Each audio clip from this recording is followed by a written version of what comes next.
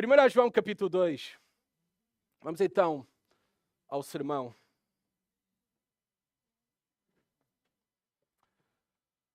Todos nós sabemos que é possível descobrir quem é o nosso pai com um simples teste de ADN. Na verdade, não importa tanto o que tu pensas ou digas quem é o teu pai. É o código genético que revela a tua origem. É o código genético que revela a tua origem. Vocês sabem que existe também, entre aspas, um ADN espiritual.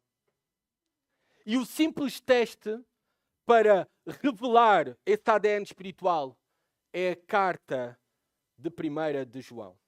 Nós já temos vindo a fazer vários testes, porque são testes diferentes que o apóstolo João faz ao longo desta carta, para nós podermos conhecer qual é o nosso ADN espiritual. A que família espiritual nós pertencemos? Porque há apenas duas famílias na humanidade. Duas famílias. E hoje, mais uma vez, com um teste diferente, nós vamos fazer este simples teste olhando para esta porção na primeira carta de João e vamos determinar qual é a nossa família espiritual. Há duas famílias espirituais. Ou tu estás numa, ou tu estás noutra. Há a família daqueles que são descendentes de Deus, os filhos de Deus. E há outra família, que são aqueles que são descendentes do diabo, os filhos do diabo. Não há ninguém fora na humanidade dessas famílias. Resta saber qual é a nossa família. Qual é o nosso ADN espiritual? João vai dizer-nos que é possível ter a certeza. Tal como num teste de ADN é possível descobrirmos quem é o nosso pai através do nosso código genético, o apóstolo João, nesta carta, através deste teste, vai dizer-nos que nós podemos ter a certeza, hoje, através desta carta, a que família nós pertencemos.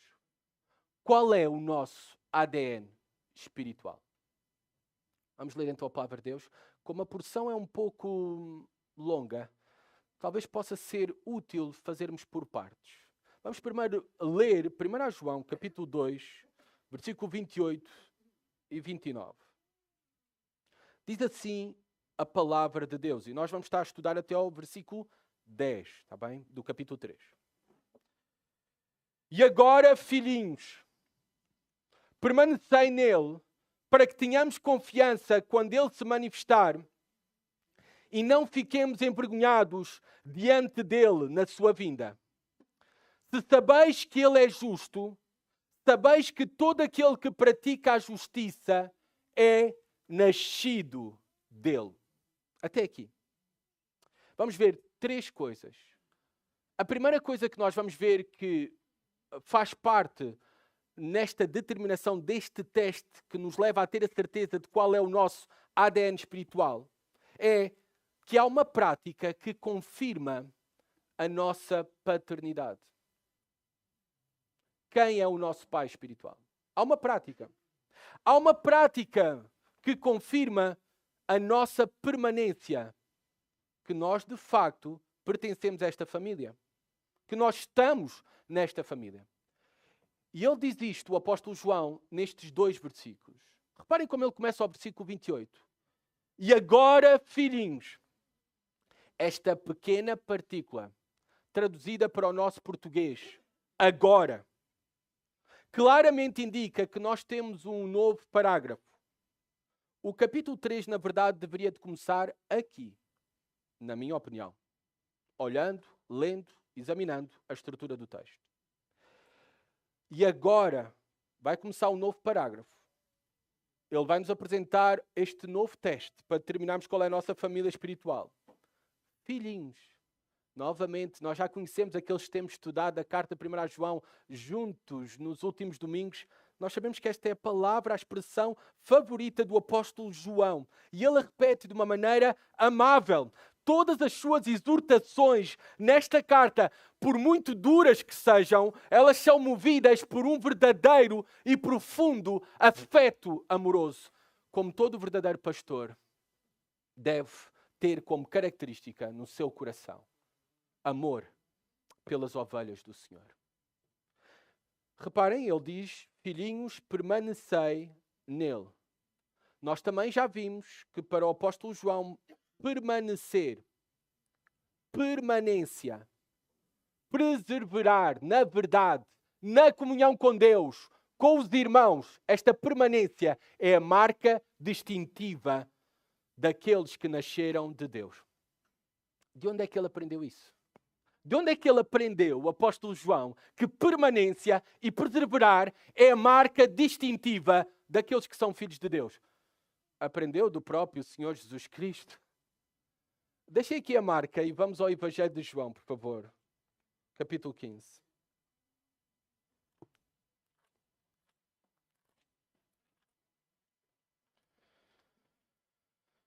João capítulo 15, versículo 4. Reparem o Senhor Jesus Cristo. O que ele diz, o que ele afirma aqui. Para os seus discípulos. Reparem.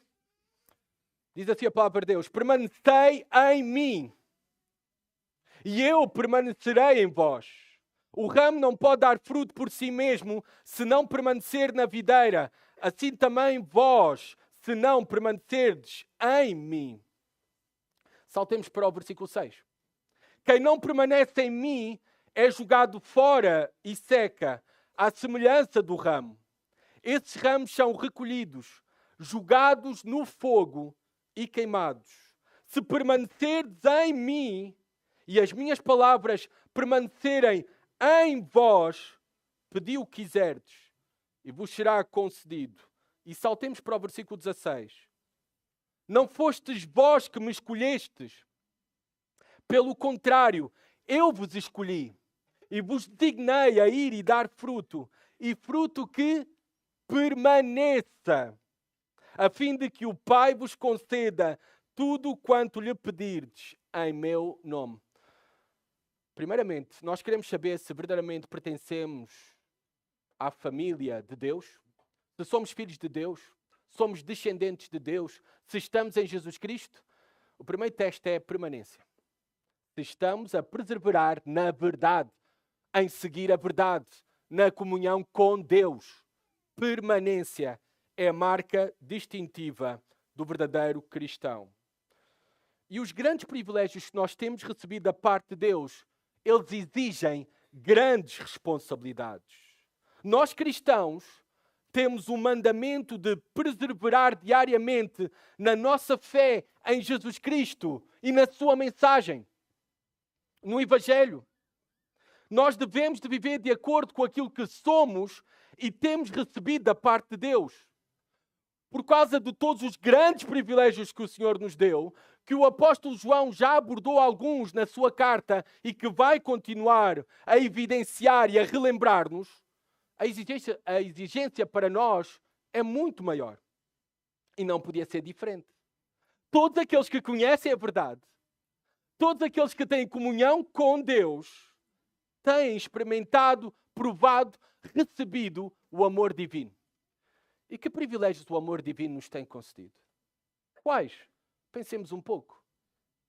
O perdão de pecados. O perdão de todos os nossos pecados, no passado, no presente e até aqueles que ainda vamos cometer no futuro. Que outros privilégios nos têm sido concedidos pelo amor divino para connosco? Não baseado nos nossos méritos. É porque Ele nos decidiu amar e decidiu realizar isto em nós. Por exemplo, a dádiva da unção do Espírito Santo. Nós já vimos há 2 domingos atrás que o Espírito Santo habita em nós. Todo verdadeiro cristão, aquele que nasceu de novo, tem o Espírito Santo nele. Orações respondidas. Participar da comunhão espiritual. Adoração, o privilégio de sermos adoradores do Senhor. O serviço no reino de Deus. Eu podia continuar por muito mais. Aliás, o apóstolo João já falou da vida eterna. esta qualidade de vida em quantidade para todo sempre. Todos estes privilégios e muitos mais nos foram dados em Jesus Cristo, recebidos por amor divino. E mesmo assim pensemos no presente, a nossa experiência, aquilo que nós temos recebido da parte de Deus no presente, não se compara com aquilo que nós iremos receber na glória. Não tem comparação. Se já é bom agora, imaginemos na eternidade. Se já é bom agora, imaginemos quando estejamos gozosos plenamente e perfeitamente. Quando Deus cumprir todas as promessas que tem reservadas para nós na glória eterna. É por isso que o apóstolo João diz-nos: permanecei nele. Permanecei. E sabem? Aqueles de facto que são filhos de Deus, aqueles que têm o ADN espiritual de Cristo, eles na verdade irão permanecer. Eles permanecem e irão permanecer, perseverar até ao fim. Esta é uma certeza. Esta é uma doutrina bíblica profunda e maravilhosa das Escrituras. É a doutrina da perseverança dos santos, ou da graça preservadora. Esta doutrina perseverança dos santos, ela ensina que todos aqueles que foram eleitos por Deus na eternidade para a salvação, eles são guardados pelo poder do Pai. Eu agora estou a ler a citação de um livro, que é o livro Fundamentos da Graça. Eu não vou dizer o nome do autor porque caiu na desgraça, está bem? Mas esta é uma verdade preciosa. E eu passo a citar o que ele escreveu neste livro sobre a doutrina da perseverança dos santos. Nenhum dos escolhidos do Pai se perderá. Nenhum daqueles pelos quais o Filho morreu perecerá. Nenhum dos que foram ou forem regenerados pelo Espírito cairá da graça.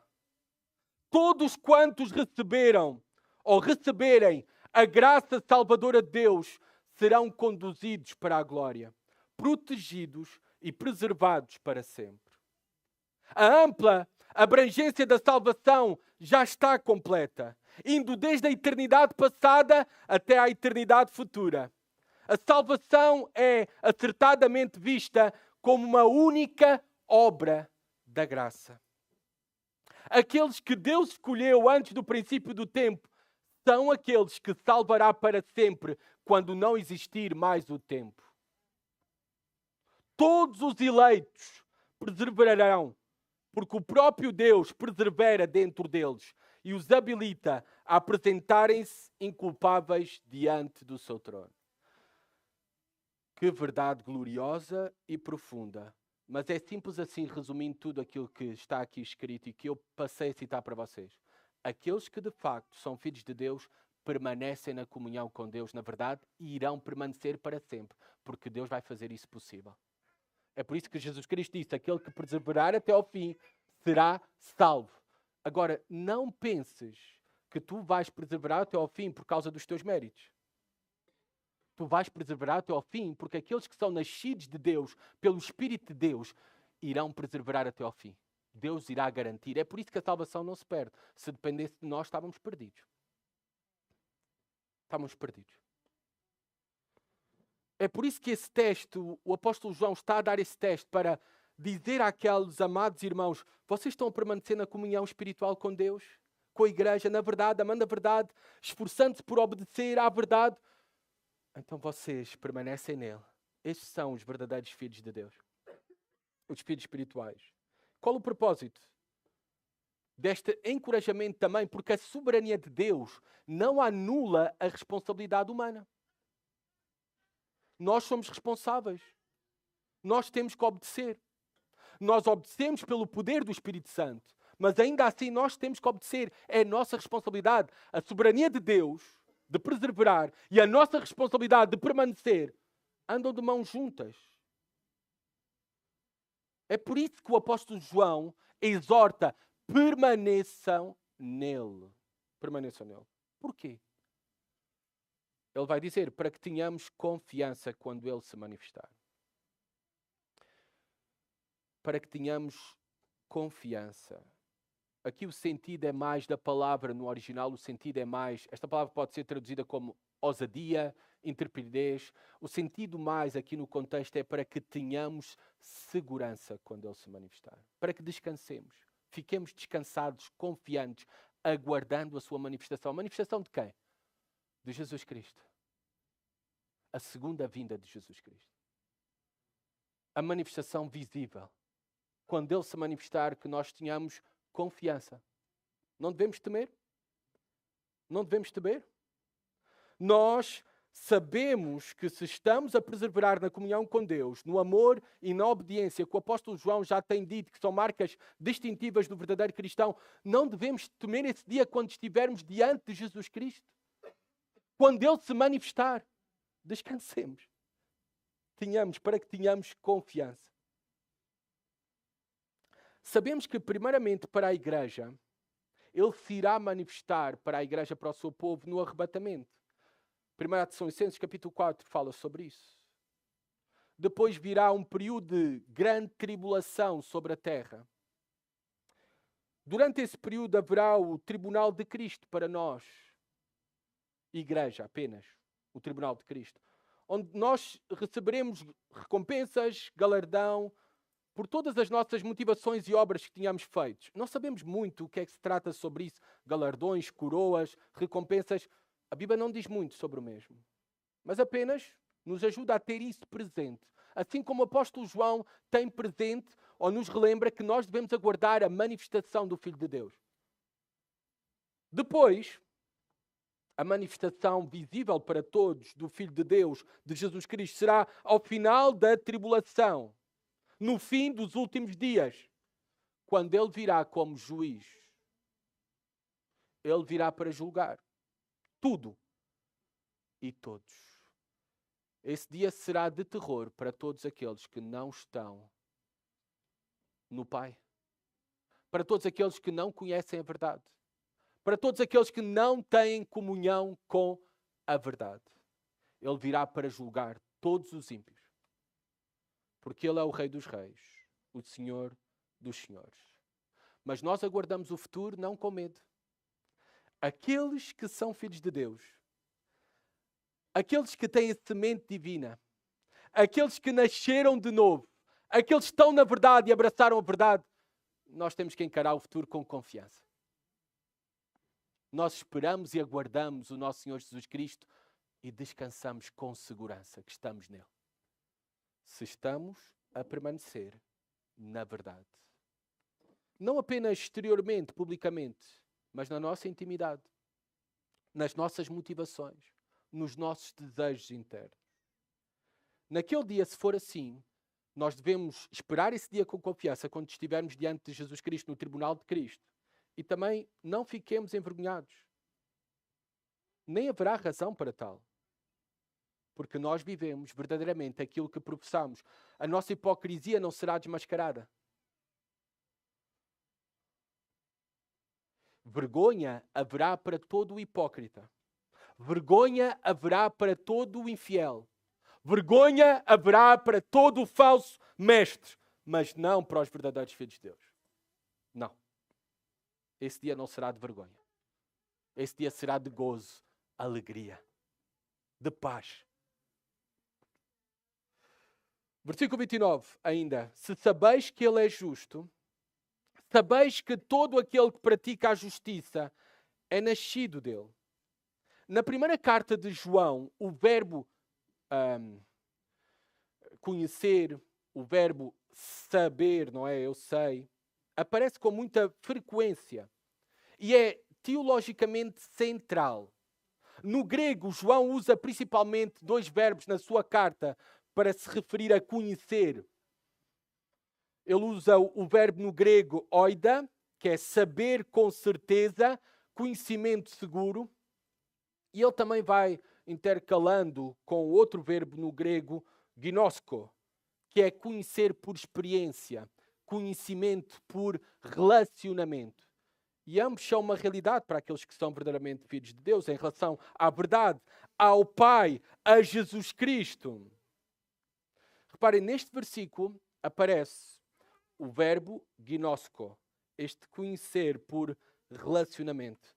Uma palavra que aparece 25 vezes ao longo desta carta. O apóstolo João diz, se sabeis. O propósito da primeira carta de João foi dar certeza. Certeza de salvação. É possível tu saber se és salvo. É possível teres a certeza qual é o teu ADN espiritual. É possível hoje teres a confiança que tu és um filho de Deus. Ou então a notícia aterradora que não és. O apóstolo João, através destes testes, está a conduzir os irmãos ali a terem esta confiança e esta certeza, esta segurança, que somente aqueles que nasceram do Espírito, que têm a unção do Espírito, como nós já vimos há 2 domingos atrás, não têm necessidade de que alguém os ensine. Diz assim, versículo 29, se sabeis que Ele é justo, Ele quem? Jesus Cristo. Sabeis que todo aquele que pratica a justiça é nascido dele. O Espírito Santo nos dá um conhecimento seguro e por experiência, neste conhecimento relacional, um conhecimento sobre quem é verdadeiramente Deus, sobre quem é verdadeiramente Jesus Cristo, um conhecimento sobre a vida eterna, sobre a verdade e a piedade, que os demais que não têm o Espírito Santo não podem ter, nem entendem as coisas espirituais. É por isso que o apóstolo João diz aqui, vocês querem ter a certeza que são filhos de Deus? Bem, se vocês sabem que Ele é justo, vocês sabem que todos aqueles que são dele praticam a justiça. E se vocês têm esse conhecimento, não apenas intelectual, mas por experiência, tanto no vosso relacionamento com Deus, como na vossa vida prática, em viver de acordo àquilo que é o vosso Pai Celestial, justo, Jesus Cristo, o nosso Salvador e Senhor, justo, se vocês são justos, vocês podem saber a quem pertencem. Sabeis, reparem o que diz o apóstolo João, sabeis que todo aquele que pratica a justiça é nascido dele. Reparem como o apóstolo João, ele une aqui a doxologia, essa crença correta sobre Jesus Cristo, por exemplo, sobre a verdade. Ele une aqui com a praxis, com a prática. Se nós temos um conhecimento correto de Deus, nós temos que viver corretamente. Não há outra. Se nós, na verdade, conhecemos verdadeiramente a Deus corretamente, nós temos que viver aquilo que conhecemos de maneira correta. Ou seja, de uma maneira simples, o que o apóstolo João está a dizer, uma fé que verdadeiramente salva é uma fé que verdadeiramente santifica. Essa é a verdadeira fé salvita. Se tu vais na rua hoje de manhã e perguntas, tu crês em Deus? Eu creio, sim. A maioria das pessoas vai te dizer que crê em Deus. Isso quer dizer que elas são salvas? Não. Se tu vais a muitas igrejas ditas cristãs, que têm o nome de cristão, e tu perguntas, tu crês em Jesus Cristo? Vão-te dizer que sim, eu creio em Jesus Cristo. Isso quer dizer que essa maioria das pessoas são salvas? Não. Não. Porque a verdadeira fé que salva é uma fé que transforma. A verdadeira fé que salva é uma fé que se mostra através da prática da justiça, santidade, santificação. Então, não existe filhos de Deus ao domingo que vivem como descendentes do diabo durante a semana. Isso não existe. Esta não é a mensagem das Escrituras. Não existe tal coisa. Também aquela afirmação que todos são filhos de Deus não é verdade. Não todos são filhos de Deus. E o apóstolo João está a fazer esta distinção. Não existe filhos de Deus ao domingo que vivem como descendentes do diabo durante a semana. Isso não entra aqui na verdade das Escrituras. Os filhos de Deus não se conhecem somente por aquilo que afirmam. Falar, todos falam. Os filhos de Deus se conhecem sobretudo como vivem. Como vivem. As suas prioridades, os seus desejos, as suas motivações. Esta é a mensagem muito importante para nós, se queremos saber qual é o nosso ADN espiritual. Aquilo que nós professamos com a boca, confessamos com a boca, se comprova da maneira como nós vivemos, na prática da justiça, aquilo que falamos sobre o justo, nota-se através da nossa vida, buscando a justiça, vivendo em obediência, em fazer aquilo que é correto, obedecendo aos mandamentos do Senhor? Se sim, então tu podes ter a certeza que és filho de Deus. Se não, não podes ter essa certeza. Vamos a continuar. Agora o apóstolo João vai nos dar, ou vai nos falar sobre a esperança que traz purificação. Nos primeiros 3 versículos do capítulo 3. Vamos ler juntos então a palavra de Deus? A esperança que só os que são filhos de Deus têm. E é uma esperança que transforma. Ela purifica. Ela santifica. Reparem o que diz a palavra de Deus. Vede que grande amor o Pai nos tem concedido. O de sermos chamados filhos de Deus, o que realmente somos. Por isso o mundo não nos conhece, porque não o conheceu. Amados, somos filhos de Deus e ainda não se manifestou o que havemos de ser, mas sabemos que quando Ele se manifestar, seremos semelhantes a Ele, pois o veremos como Ele é. E todo o que tem nele essa esperança purifica a si mesmo, assim como Ele é puro. Reparem, o apóstolo João vai trazer agora a esperança que têm os filhos de Deus. Uma esperança que se nota na experiência e na realidade se torna visível por purificação. Santidade neles. Naqueles que são filhos de Deus. Reparem, versículo 1. Vede. Isto é um imperativo. É uma ordem. Vede que grande amor o Pai nos tem concedido. Eu acho que é bom nós pararmos e prestarmos atenção a esta exortação. Porque a maior necessidade que nós temos, principalmente nas crises, sofrimentos da nossa vida, nas dificuldades, a maior necessidade que nós temos é parar e ver, pensar, meditar no grande amor que Deus tem para nós. Essa é a nossa maior necessidade e é por isso que o apóstolo João aqui diz, vede. E com surpresa, com choque, que grande amor o Pai nos tem concedido. Um amor em quantidade e um amor em qualidade. Deus ama a sua criação. Todas as suas criaturas Deus ama, mas há um amor especial pelos seus filhos.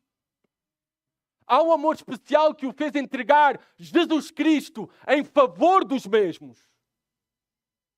E é isso que João nos diz para nós pararmos e pensarmos. Vede que grande amor o Pai te tem concedido a ti. Por isso não duvides nunca do amor de Deus. Mesmo que a tua vida esteja um caos, esta vida é apenas um sopro comparada com toda a eternidade. Um sopro.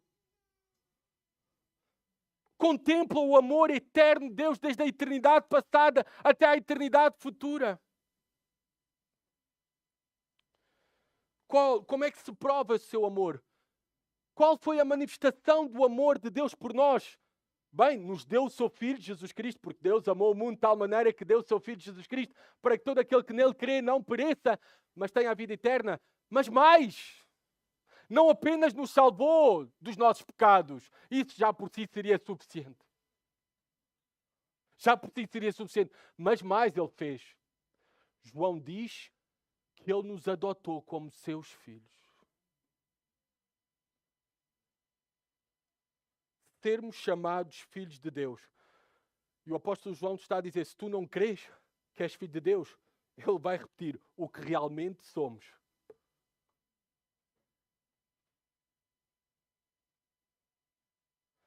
Verdadeiramente nós somos filhos de Deus se conhecemos a verdade, se vivemos a verdade, São características daqueles que têm o Espírito de Deus e foram adotados por Deus. Deus, por isso, nos deu uma nova identidade. Temos que viver de acordo com essa identidade. Deus nos adotou como seus filhos. Se diz que a Rainha Vitória de Inglaterra era terrível. Terrível quando era criança. Terrível quando era adolescente.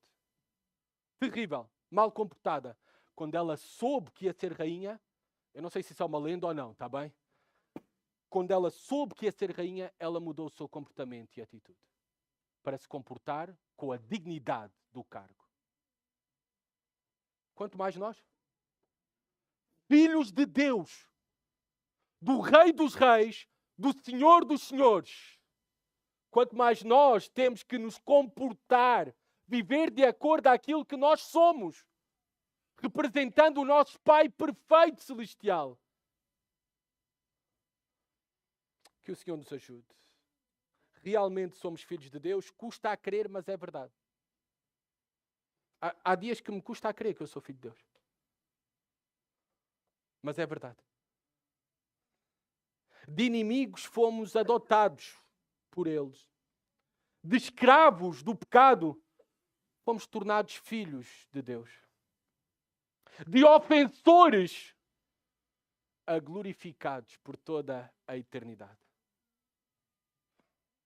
Vede que grande amor.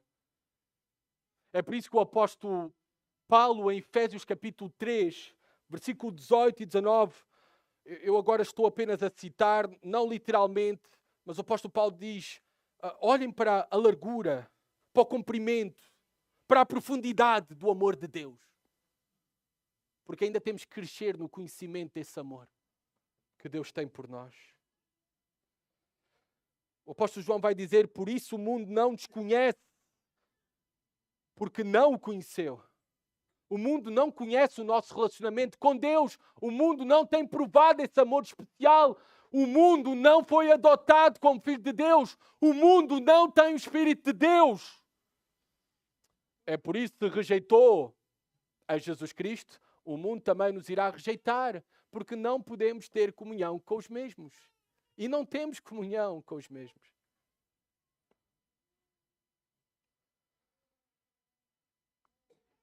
Versículo 2. Amados, ele vai repetir. Somos filhos de Deus. Custa a crer, por isso é que o apóstolo João tem que repetir. E ele diz mais. E não se manifestou o que havemos de ser, mas sabemos que quando ele se manifestar, seremos semelhantes a ele, pois o veremos como ele é. Esta palavra manifestar aparece pelo menos 5 vezes ao longo desta porção. Se eu não estou em erro, estou a dizer de memória. Mas 5 vezes ao longo desta porção, do versículo 28 do capítulo 2 até ao versículo 10 do capítulo 3. Esta é a mesma palavra manifestar que é usada para a manifestação de Jesus Cristo, para a revelação de Jesus Cristo visível. Não é? Agora está a falar que essa manifestação é a manifestação dos filhos de Deus. Ainda não se manifestou o que havemos de ser. Pensemos sobre esta verdade gloriosa. Deixem-me ir a Romanos capítulo 8, versículo 29. O apóstolo Paulo vai afirmar isto mesmo. Vai nos dar mais luz sobre o propósito de Deus ao salvar-nos, ao adotarmos como seus filhos. Diz assim, versículo 29. Pois os que conheceu... Eu estou a falar Romanos 8, 29, tá bom? Pois os que conheceu por antecipação, também os predestinou para serem conformes à imagem de seu filho, a fim de que ele seja o primogênito entre muitos irmãos. Nós seremos à imagem de Jesus Cristo por toda uma eternidade. O que é isso que quer dizer? Não sabemos toda a profundidade desta afirmação. Não sabemos todas as implicações. A Bíblia não nos diz tudo. Mas pensem comigo. Nós pensamos na eternidade, na glória, que ela será maravilhosa porque estaremos com Cristo. E é verdade. Mas não é só isso. Sabem porque é que ela será maravilhosa? Porque nós seremos como Ele, sem pecado.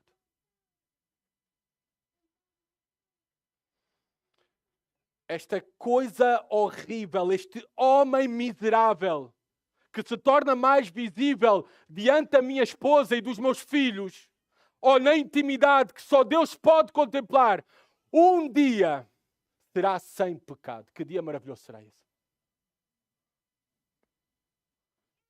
Que dia glorioso será esse? Seremos como Ele é. Teremos um corpo também transformado em glória, um corpo perfeito. Todos nós desejamos corpos perfeitos. Eu sei que os jovens não pensam sobre isso, não é? Mas a partir de uma certa idade, tu começas a desejar outro corpo. Tu começas. Outros joelhos, outros ombros, Pensem, os membros que agora estão habituados ao pecado, os nossos membros que estão habituados ao pecado, na glória já não haverá pecado. Não haverá. Pensem, o meu coração finalmente um dia irá adorar e glorificar ao Senhor de maneira perfeita. Finalmente esse dia chegará. Que preciosa esperança nós temos.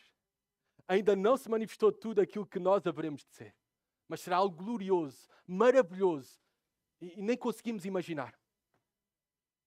Reparem, versículo 3. E todo o que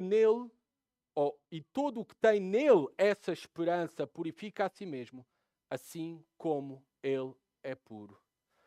A vinda de Jesus, a manifestação de Jesus, tal como ele já tinha dito anteriormente, no versículo 28, ela não será para nós aterradora. Na verdade, essa manifestação de Jesus Cristo nós desejamos, nós ansiamos, ela é esperançosa, cheia de esperança. Ela não nos enche de medo, mas de confiança que receberemos finalmente tudo aquilo que Ele prometeu para nós e será incomparavelmente melhor do que a nossa realidade no presente. Eu não quero ficar neste mundo. Eu quero esse dia.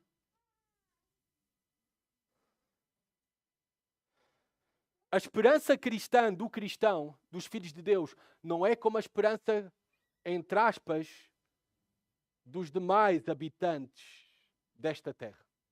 Como é que é a esperança? Nós vimos um pouco disso com o Covid, com a pandemia, com as mensagens, vai ficar tudo bem.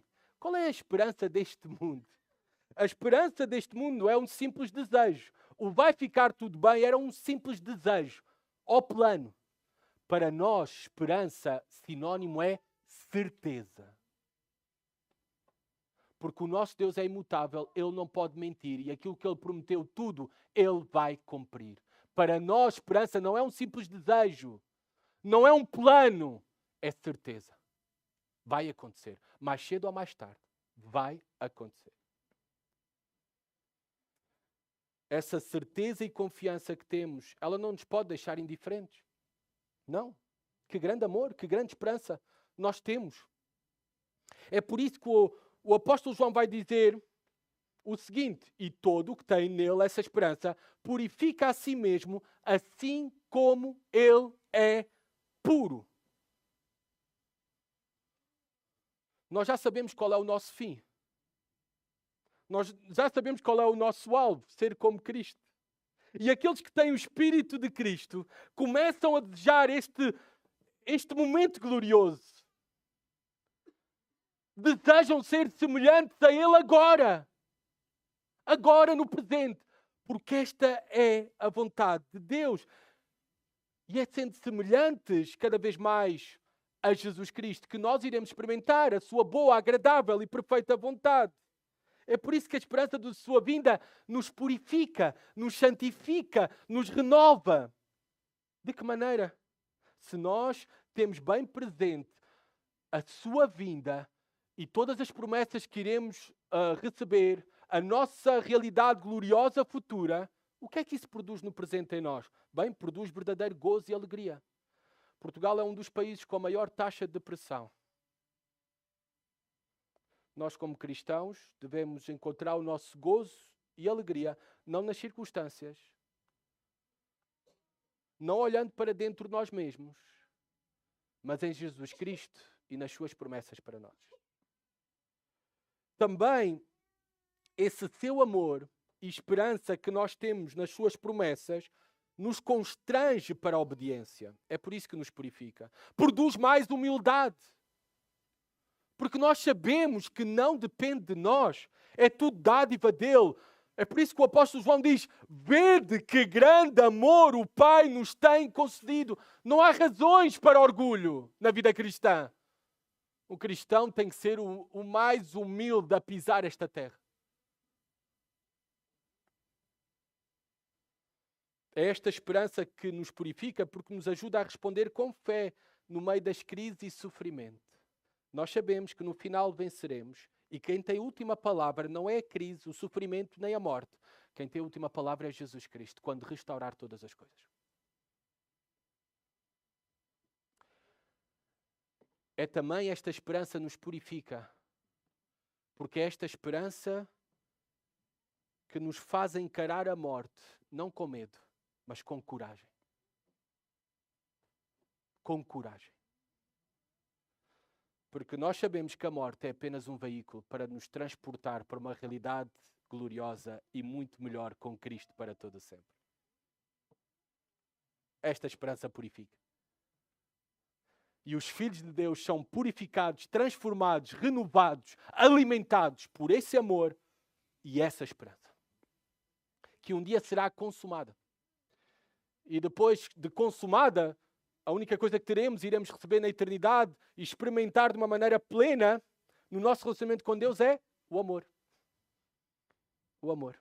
Por isso é que o apóstolo Paulo diz em 1 Coríntios 13, o maior é o amor, porque ele vai permanecer por toda a eternidade. A esperança é apenas até aguardarmos quando recebermos tudo aquilo que ele já reservou para nós. Temos que terminar. E temos que ir aos versículos 4 a 10. Se não ficou claro para ti qual é o teu ADN espiritual, se não ficou claro para ti qual é a prática que demonstra que dá provas da tua permanência em Deus e que és de facto filho de Deus, se não ficou claro para ti o grande amor que Ele tem por ti, a esperança e confiança que tu tens nele, que purifica, te transforma no presente, então João agora vai resumir tudo isto, deixando claro a distinção destas duas realidades espirituais, destas duas famílias espirituais, os filhos de Deus e os filhos do diabo. Do versículo 4 ao 10. Vamos ler juntos, por favor. Todo o que vive habitualmente em pecado também vive em rebeldia contra a lei, pois o pecado é rebeldia contra a lei. E bem sabeis que ele se manifestou para tirar os pecados, e não há pecado nele. Todo o que permanece nele não vive pecando. Todo o que vive pecando não o viu, nem o conheceu. Filhinhos, ninguém vos engane. Quem pratica a justiça é justo, assim como ele é justo. Quem vive habitualmente no pecado é do diabo, pois o diabo peca desde o princípio. Para isto o Filho de Deus se manifestou, para destruir as obras do diabo. Aquele que é nascido de Deus não peca habitualmente, pois a semente de Deus permanece nele e ele não pode continuar no pecado, porque é nascido de Deus. Os filhos de Deus e os filhos do diabo manifestam-se assim. Quem não pratica a justiça não é de Deus, nem quem não ama o seu irmão. A distinção entre duas famílias espirituais ficam claras para nós pelo apóstolo João. As últimas décadas, na história cristã, elas têm sido uma tendência decadente para a igreja evangélica. Uma tendência decadente sem precedentes ao longo da história. Por que é que eu afirmo isso? Cada vez mais no meio evangélico se levantam muitos a minimizar a importância da doutrina bíblica.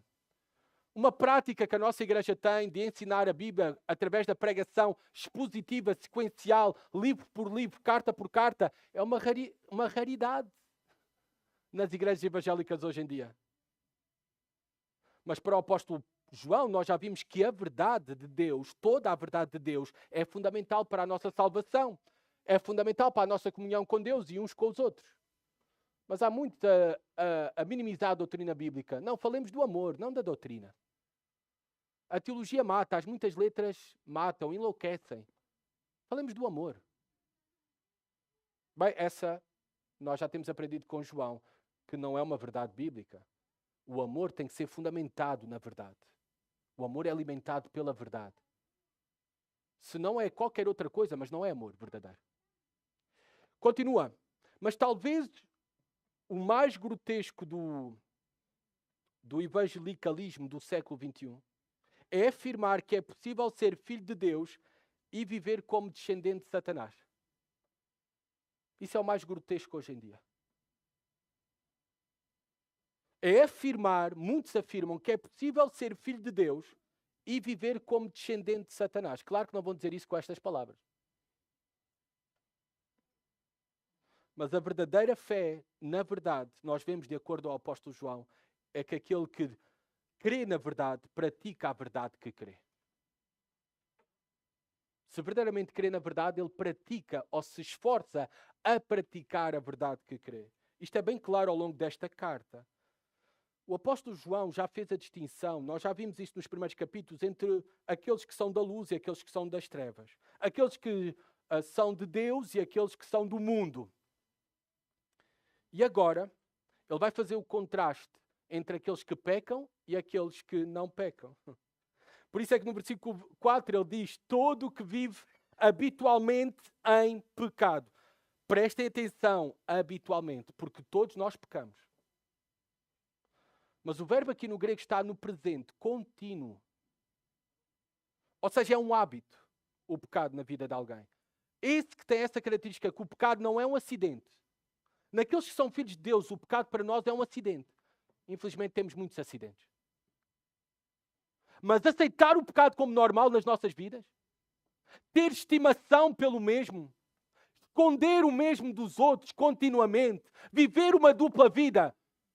O apóstolo João está a dizer, versículo 4, todo o que vive habitualmente na prática do pecado, literalmente está assim, também vive em rebeldia contra a lei de Deus, pois o pecado é rebeldia contra a lei.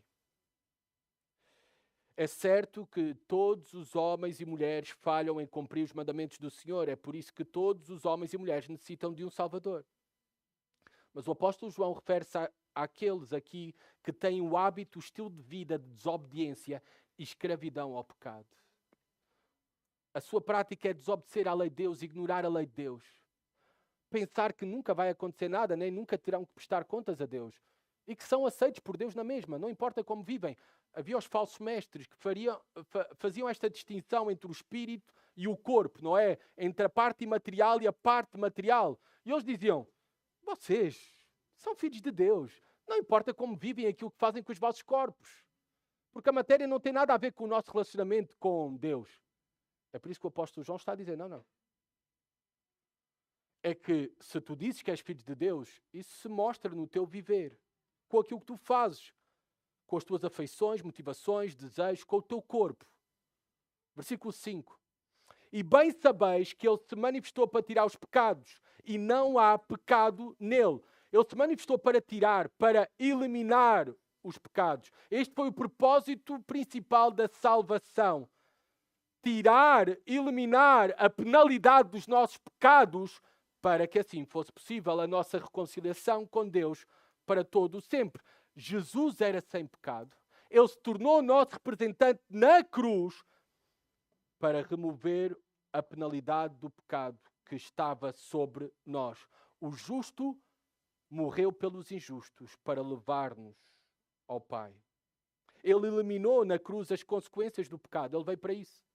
Ele removeu no presente também para nós o domínio, o poder do pecado sobre o crente.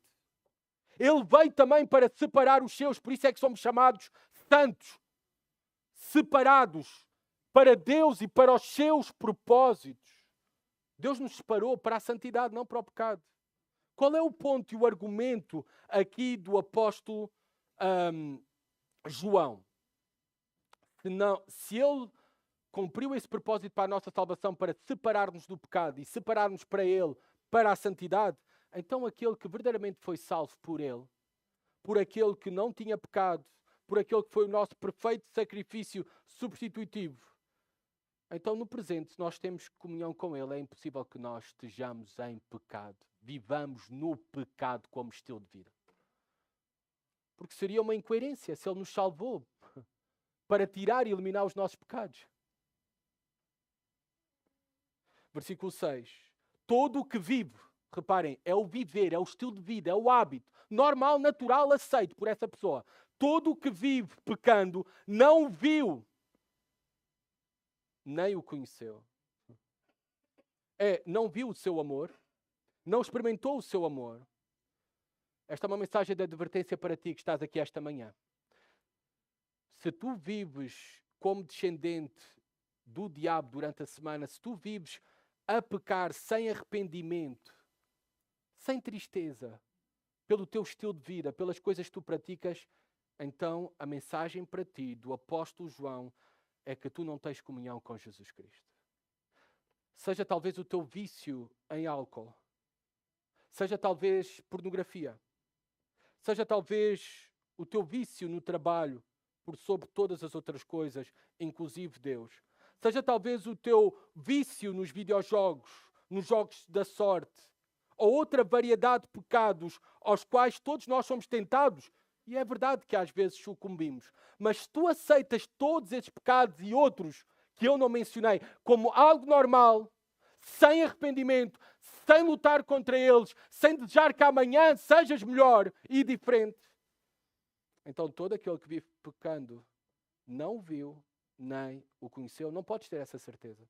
Porque Deus não veio para salvar dos nossos pecados, para que vivamos a pecar. Não faz sentido nenhum. Para isso não era necessário ter enviado o seu Filho. Versículo 7. Filhinhos, ninguém vos engane.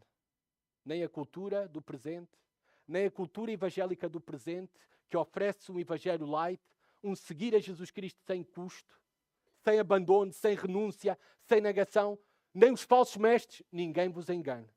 Diz o apóstolo João. Quem pratica a justiça é justo, assim como ele é justo. Ser cristão não é só não fazer coisas más. Ser cristão não é só não pecar. Ser cristão é fazer ativamente e continuamente boas obras, obras de justiça. Quem pratica a justiça é justo, assim como ele é justo. Esses são os verdadeiros filhos de Deus. Versículo 8, que temos que terminar. Quem vive habitualmente no pecado é do diabo, pois o diabo peca desde o princípio. Ele foi o primeiro pecador. Para isto o Filho de Deus se manifestou, para destruir as obras do diabo. Quem vive a pecar só dá provas que o seu pai, o ADN espiritual que tem, é do diabo, do primeiro pecador. Mas reparem, qual o propósito pelo qual o Filho de Deus, Jesus Cristo, veio, se manifestou na sua primeira vinda? Para destruir as obras do diabo. Quais são as obras do diabo? As obras do diabo são muitas. Tentar-nos ao pecado, inspirar ideologias perversas, espalhar o engano, criar falsas religiões, acusar os crentes, levantar falsos mestres e falsos irmãos. Mas, sobretudo, as obras do diabo é por meio da morte a levar os homens à destruição eterna para todo o sempre. Mas na cruz, o Cordeiro derrotou o dragão. Na cruz, a última palavra foi do leão. Está consumado. Ele destruiu as obras do diabo. A morte já não nos pode fazer dano. Se estamos em Jesus Cristo, não há mais condenação.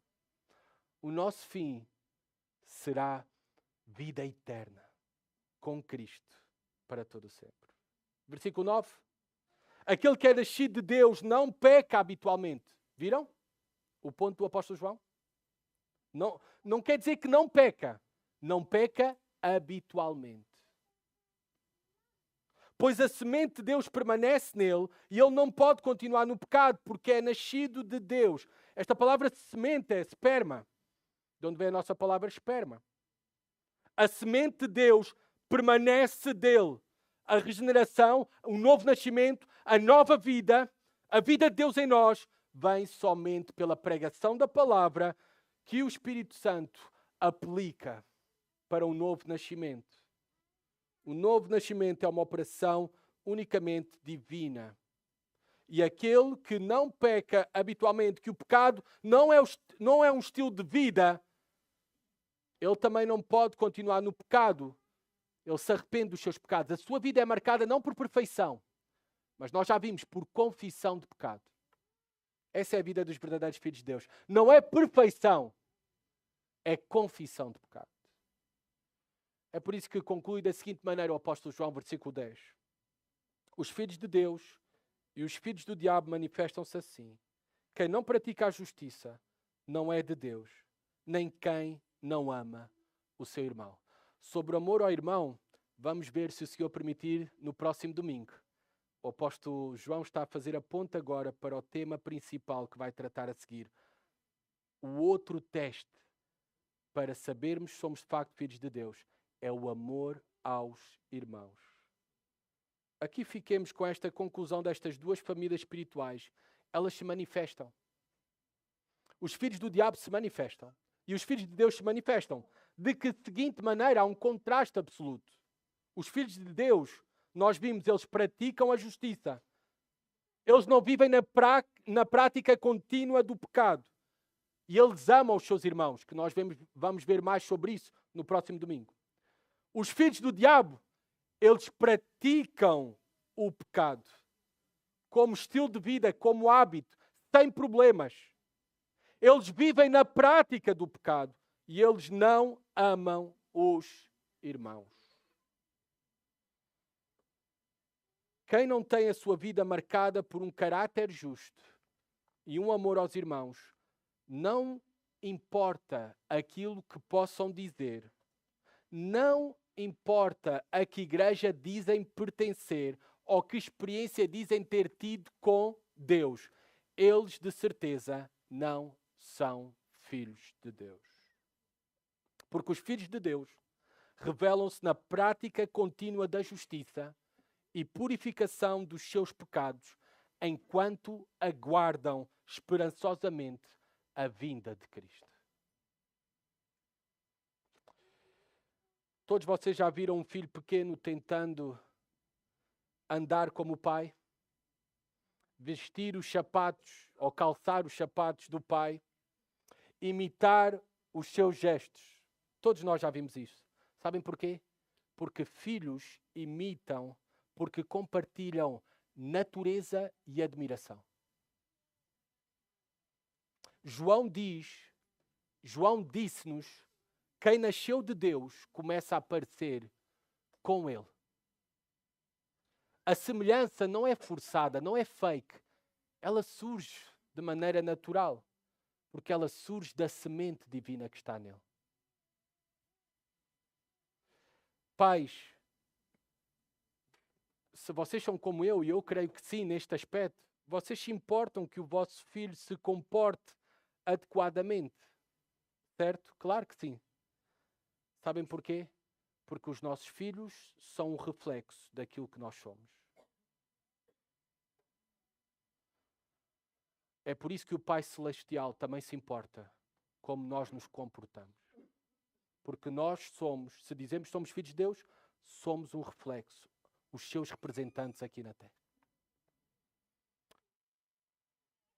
Próxima terça-feira será assinalada por muitos a festividade do Carnaval. Eu espero que não seja assinalada por nenhum de vocês. Na quarta-feira seguinte ao Carnaval, irá iniciar a Quaresma. É um período de 40 dias na tradição cristã, iniciada na quarta-feira, aquela que é chamada Quarta-feira de Cinzas, e termina antes da Quinta-feira Santa, Páscoa. É um tempo dedicado à conversão, um tempo dedicado à oração, um tempo dedicado ao jejum, um tempo dedicado à piedade. Sabem, nós não precisamos da Quarta-feira de Cinzas. Nós não precisamos de esperar um dia depois do Carnaval. Que hoje comece a verdadeira Quaresma na nossa vida. Hoje é o tempo para te voltares para Deus. Talvez pela primeira vez. Ou se tu já és um filho de Deus, mas se tens andado em desobediência, em pecado, os filhos de Deus não permanecem assim para sempre. Hoje é o tempo de voltares para Deus e reacenderes o teu relacionamento com Deus, confessando os teus pecados, abandonando os teus pecados. Agora é o dia de deixar o carnaval para trás e te esforçares e confessares os teus pecados para viver para aquele que morreu para destruir as obras do diabo e que virá novamente para reinar em poder e glória para sempre. Na encarnação nós vimos, na encarnação de Jesus, que ele apareceu para salvar-nos ao destruir as obras do diabo. Jesus já venceu o pecado e o inferno.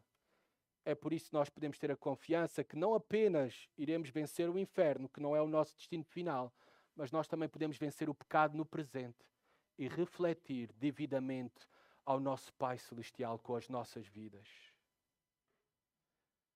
Christos Victor. Esta música que nós cantamos, que fala da vitória de Cristo, é isso que nós proclamamos. Nós proclamamos a vitória de Cristo. Na cruz, um descendente de Eva esmagou a cabeça da serpente, para que tu e eu possamos ser descendentes de Deus e manifestarmos-nos por toda uma eternidade como seus filhos. Somos mais que vencedores nele. A exortação de Paulo, ela é bem apropriada para concluir este sermão. Esta exortação está em 1 Coríntios 6, 9 a 11. E eu quero apenas que possamos ouvir a leitura e ficar em silêncio depois da mesma, refletindo na nossa condição espiritual.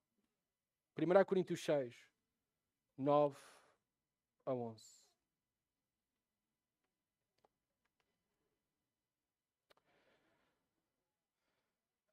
Não sabeis que os injustos não herdarão o reino de Deus? Não vos enganeis. Nem imorais, nem idólatras, nem adúlteros, nem os que submetem a práticas homossexuais, nem os que as procuram, nem ladrões, nem avarentos, nem bêbados, nem caluniadores, nem os que cometem fraudes herdarão o reino de Deus. Alguns de vós éreis assim, mas fostes lavados, santificados e justificados em nome do Senhor Jesus Cristo e no Espírito do nosso Deus. Permanecemos em silêncio.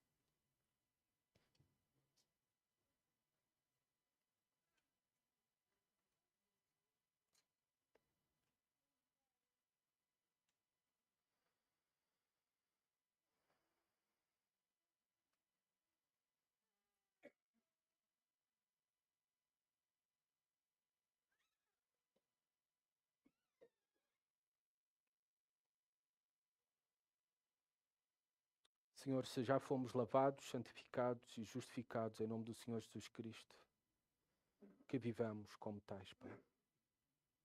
Que odiemos cada vez mais e tenhamos cada vez mais o pecado como amargo para as nossas almas.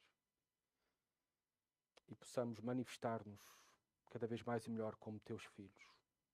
Se não é assim, Senhor, que hoje possa haver arrependimento sincero e verdadeiro. E voltarmos para Ti de todo o coração, Senhor. E reacendermos o nosso relacionamento contigo. Pedimos isso no nome do Senhor Jesus. Amém.